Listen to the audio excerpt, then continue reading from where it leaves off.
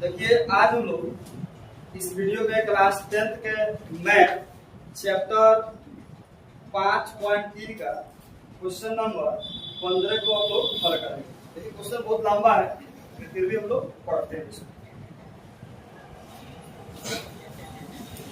सबको एक बार को ध्यान दीजिए। देखिए प्रश्नावली है,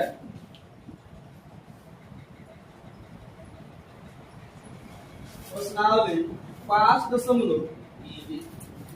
और इस क्वेश्चन में बोला गया है यानी 15 नंबर क्वेश्चन बोला गया है कि निर्माण कार्य से संबंधित किसी ठेके में एक निश्चित तिथि के बाद कार्य को विलंब से पूरा करने के लिए जुर्माना लगाने का प्रावधान इस प्रकार है। पहले दिन के लिए 200 रुपया। इसका मतलब ये हो गया कि अगर काम स्टॉप होगा तो उसका जुर्माना देना है 200 रुपया। यानी पहले हम लिखते हैं हॉल लिखते हैं तो लिखते हैं एपी। पहले हम इसमें एपी बनाते हैं। क्यों? देखिए यानी पहला दिन है 200 रुपया, ठीक है। फिर बोला गया इसमें दूसरा दिन 250 रुपया, यानी दूसरा का दिन कितना है 250 रुपया है, और तीसरा का दिन है 300 रुपया, और इत्यादि का मतलब हो गया कि डॉलर उठाए ना। तो प्रत्येक उत्तरोत्तर दिन का जुर्माना अपने से ठीक पहले दिन से जुर्माने से 50 रुपया अधिक है। एक ठेकेदार को जुर्माना के रूप में कितनी राशि अदा करनी पड़ेगी यदि वह इस कार्य में 30 दिन का निलंबन कर देता है? अगर 30 दिन कार्य को रोक देता है तो उसको कितना रुपया जुर्माना देना होगा, इसको निकालना है। यानी अब हम वो लिखते हैं जो दिया है पहले उसको रोक। देखिए यहाँ पर एपी में हम लोग को दे दिया है, यानी प्रथम पद लिखेंगे कि प्रथम पद यानी ए दे दिया है 200 दे दिया। फिर दे दिया यहाँ पर सार्व अंतर यानी बी दिया है। सार्व अंतर यानी बी बराबर 250 माइनस यानी 200, यानी हम इसको लिख सकते हैं A2 माइनस A1। यानी देखिए यहाँ पर जब घटाएंगे तो यह कितना आएगा 50, ठीक है। फिर दे दिया कि पदों की संख्या यानी पदों की संख्या n बराबर दे दिया है 30 दे दिया है। तो बोला गया है कि 30 दिन अगर वह काम नहीं करता है तो उसको कितना रुपया जुर्माना भरना पड़ेगा। चलिए भाई सब ध्यान।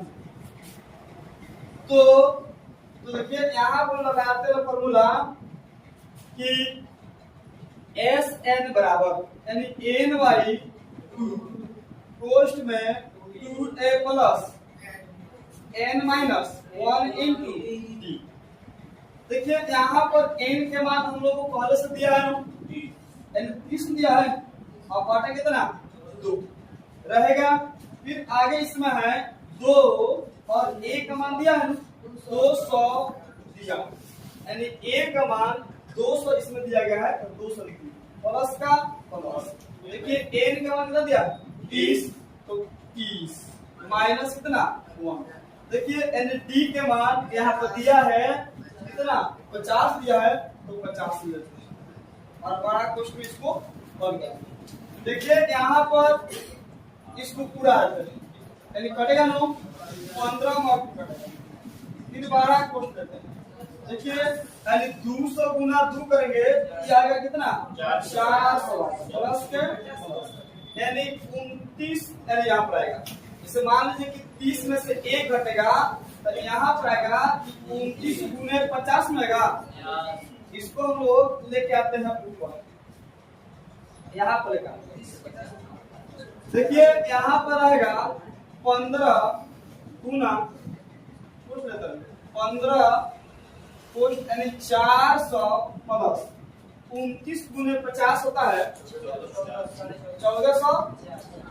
1450।